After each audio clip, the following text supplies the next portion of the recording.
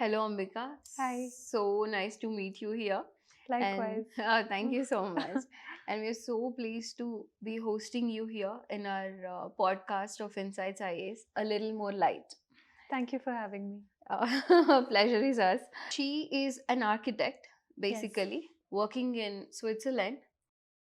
So she's the epitome of where there is a will and there is a way. The will actually found its way, and you Yeah. have reached a very great position where lakhs of aspirants aspiring to be where you are today. Thank you so So, much. so you are actually the cream of aspirants of India. My goodness. Yeah, I know today you're feeling top of the world and out of the world, of the seventh heaven, on the cloud nine, definitely. But deep down, what do you feel at this moment? So, what is that feeling after being a topper? Like you must have received so many calls, congratulatory messages. Yeah. Some even reporters might have asked you about your opinions on Yes. this. So, how do you feel at this very moment? I know the results have been out since many days, and now the euphoria has settled down. What do you feel now? I feel grateful. You feel I grateful. feel very fortunate to be here Mm-hmm. because I have seen what it feels like to not make it in this paper. Mm-hmm. So, having felt that, now it's like a feeling of achievement, but it's balanced with a lot of gratefulness, I would say. Gratefulness. Yeah. So it is your third attempt, Yes. right? So how were other two attempts different from these two? I think both the attempts that I could not make it in had Mhm. their own flaws. Okay. Yeah, the first time that I was preparing, everyone used to say you have to practice answer writing a lot. Mhm. So I wrote a lot of papers, I wrote a lot of answers. Mhm. What I didn't realize was that my content wasn't enough. I lacked in substance. Okay. So no matter how much you practice answer writing, it's a bit difficult to make it in this paper if your content is not enough. Right, right. So in the second time, I think I did a bit of an overcorrection. Okay. Yeah, where I decided, no, this time I'm going to study a lot Mm-hmm. and I'm going to have so much substance and so much content. And practice took a bit of a backseat. Okay. And there were papers that I couldn't even complete. GS1, I Mhm. left 2 full answers. Mm-hmm. So that was quite a wake up call for me, where I realized that not only content development, also answer writing, and not only answer writing, but also content development, both are equally important. Right. So I tried, this time that I have to keep my feet in both these boats to stay True, afloat. true. And then Well, it you sailed worked. successfully. Both the boats you steered clear.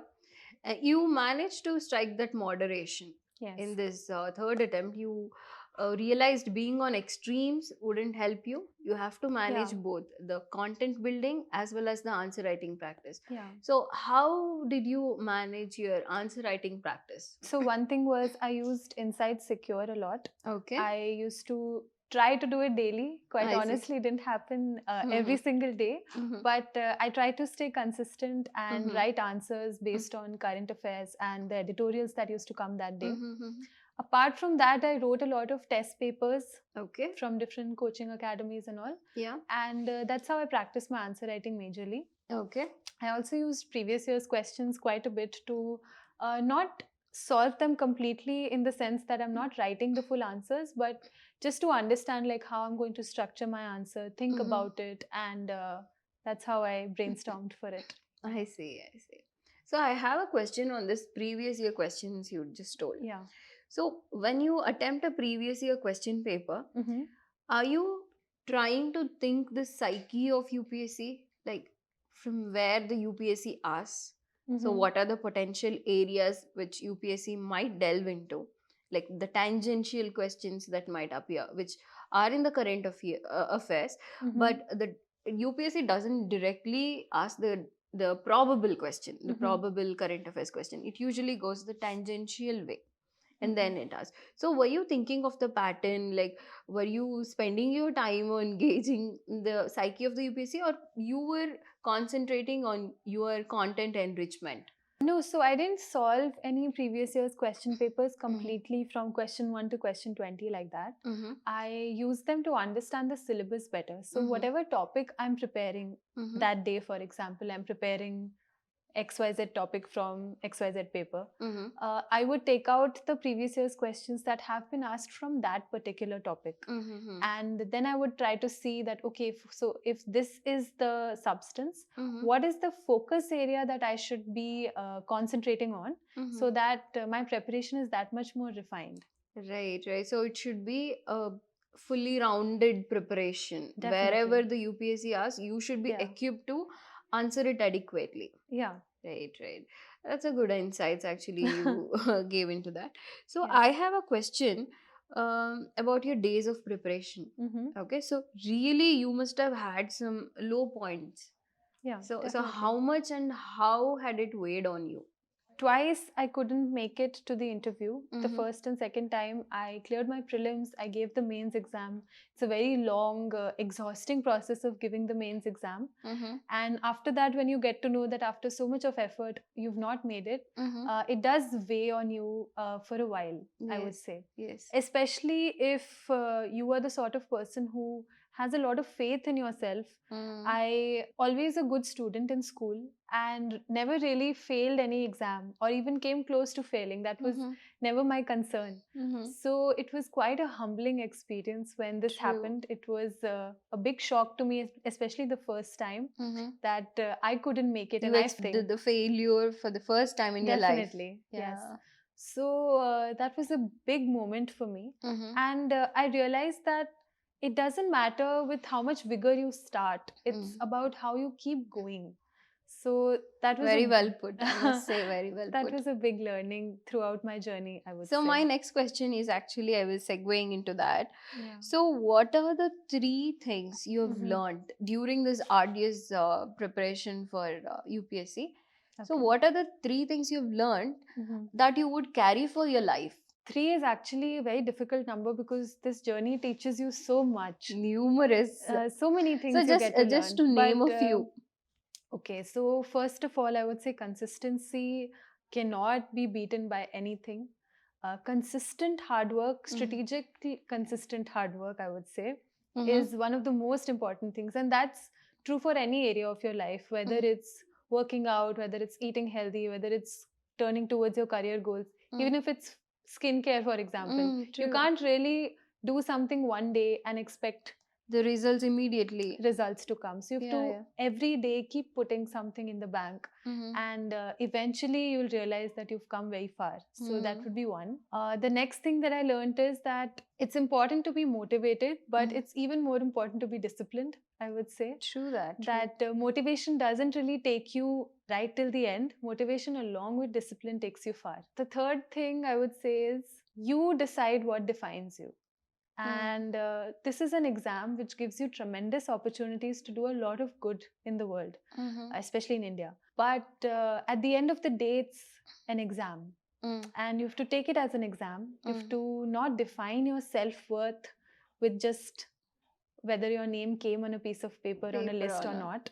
And you define your own self-worth. You define yourself. And these things might come and go. Life happens. Keep going. So absolutely humbling experience. Very, very humbling experience, yes. Yeah. So my next question to that is, so this rank has definitely opened a lot of doors. A door of full of opportunities, a door full of responsibilities, a door full of pressure probably. Or all the doors open at once. What do you feel about it? Like, do you feel like I can take on all the doors?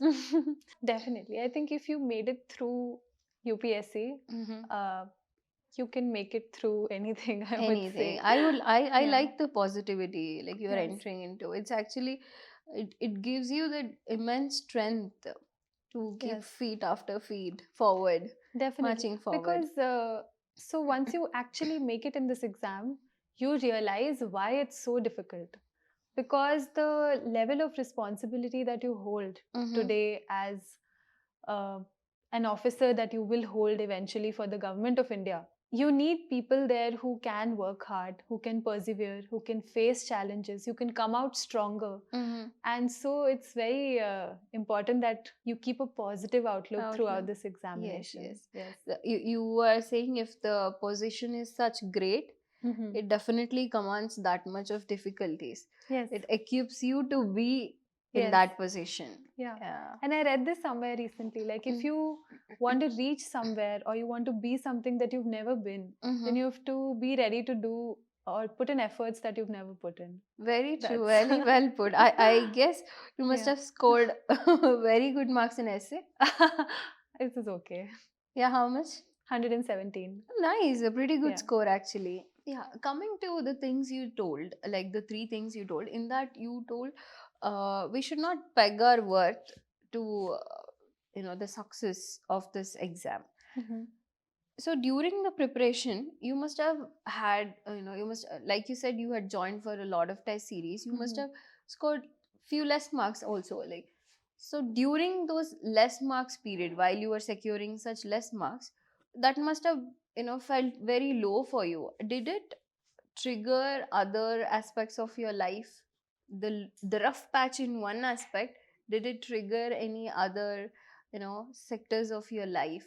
Honestly, there weren't many sectors in my life Okay. during my preparation because I wasn't working. I was not enrolled in some course or Mm-hmm. anything. I was staying at home. I didn't really interact too much with my friends. Okay. There was, Very secluded preparation. at least in the first year, I would say it was very isolated. Okay. I didn't use my phone as well. Okay. So, but that was not a balanced way of preparing for me. I Mm-hmm. think you go a little insane if you isolate yourself for too Mm-hmm. long. Mm-hmm. So, yeah, I don't think there are other sectors that could be affected because there were no other sectors in my life. Yeah, yeah. Because what Yeah. happens is most of the aspirants get in this loop Mm-hmm. where they're not scoring well, they're not clearing this exam. They're actually, their personal life is a little bit messed up. And Mm-hmm. because their personal life is messed up, they can't concentrate on the exam. Yeah. So they get stuck in the loop. So how would you suggest these people to, like, what can be the advice you can give? I think one thing is very important, keep your closed ones close Mm. because you really need a lot of emotional support also during this paper. Mm-hmm. I was very fortunate that I had a very good support system with Mm-hmm. my parents, with my sister, with Mm. my closest friends. Mm-hmm. And that's why I think that was a very big reason that I could make it, I Okay, would so say. you keep your closed ones close. Yeah. And Yeah. those people who genuinely believe in you. Mm-hmm. Like so many times when I used to lose faith in myself, for example, if I'm talking to my best friend, Mm-hmm. they would tell me that no, their belief in me would make me believe in myself even more. And Okay. that's really important in this paper to have a balanced mindset, Mm-hmm. have people who push you further instead of pulling you down. Mm-hmm. And that would be my advice, that keep those people who make your life a little brighter Mm-hmm. close. Very well put. Lastly, I have a thing. So you are actually the steel frame now, Yes. right? So as a soldier of the steel frame, what is your Indian dream? Like, as an American dream, they have, like, anyone of any class will be able to rise above and have an upward mobility in the society. Mm-hmm. So what is your Indian dream? It's a very weighted question that you ask because it shows like what vision you have for your Mm. country for the future. For me, that dream would be that people recognize the values that India stands for, not Mm-hmm. just outside but within the country, Okay. whether that's compassion, whether that's tolerance, whether that's harmony, community, sense of belonging. Mm-hmm. All these things are very Indian in nature, I would say, and very pertinent in the world today, these values. Mm-hmm. So, recognition of these values not only on the global scale but within ourselves, we need to remind ourselves where we've come from, and that will help us go wherever we want to go. Those are the qualities that is driving you. Definitely, yes. Okay. So I have a, like, little game. So it's like, I'll say a few words. Mm-hmm. So you should tell me what immediately strikes in your mind. Like a So rapid it should fire. kind of, but it Okay. should be a very instantaneous answer. I'll Okay. try my best. So let's go. Mm-hmm. Happiness, Family, satisfaction, success, India, home, wealth, necessary, world peace. very necessary. So I have one question, like, lastly again. Mm-hmm. Tell me about your interview. I think interview was the most fun part of this journey, Yeah. and I was very happy to have made it this time till the interview stage. Mm-hmm. So interview gives you an opportunity not only to understand like whatever's going on in the world, because you need to be abreast with current affairs and stuff, Mm-hmm. but it gives you an insight into yourself, I would say, because you need to introspect about who you are, what you stand for, what are your opinions about things, why Mm-hmm. you did what you did in life till Mm-hmm. now. So all these things, I'd never really sat down with myself and deeply pondered over these aspects of my life. And so it was quite fun. And sure enough, in the interview itself, they asked me a lot of questions related to my background, what I stand for, my opinions on a lot of issues. And it was a lot of fun. It was a fun Yeah, experience. definitely. I had fun. So, in the interview, do you think you drive the course of the interview? To an extent, I would say. You can. You can. For example, there were questions on women development Mm-hmm. and my opinions about things related to that. The way that I was answering definitely led to other questions like role models or how India can improve and things like Okay. that, which I had already thought about. Definitely, that was a conscious decision to drive the conversation in that way. But the whole interview to be able to sit on the steering wheel, I would say, is not possible because Mm-hmm. those are very senior and very seasoned, I would say, interviewers who are sitting in front of you, who realize more than you what you're doing, True. and they know how to test you, they know how to look for what they're looking for. Mm-hmm. So don't have to go in thinking that, oh, I will drive the interview or anything. Just go in with an open Have fun. mindset and conduct yourself in a way that's presentable, that's worthy of an officer, so Mhm. that you put your best foot forward and you'll have fun. Yeah. Seems like you had a great fun. I did. So, any final advice for a fellow aspirants? Advice, I would say, so a lot of people ask you advice after you've made it in this paper. And I think it started feeling a little bit preachy to me because honestly, this is advice that even I need in my life and I need to give it to myself. Mm-hmm. But definitely, I would say that stay true to yourself. You have to be honest with yourself. You have to be honest with your preparation. You have to be honest with what you want to do. And if this is something that you've decided to do for yourself, and if this is something that you genuinely want to do, then put in an honest effort and do your best. After that, leave it to the universe. And Universe will take care of it. yeah, hopefully. So it was a very nice session talking to you. Thank you so much. Same here.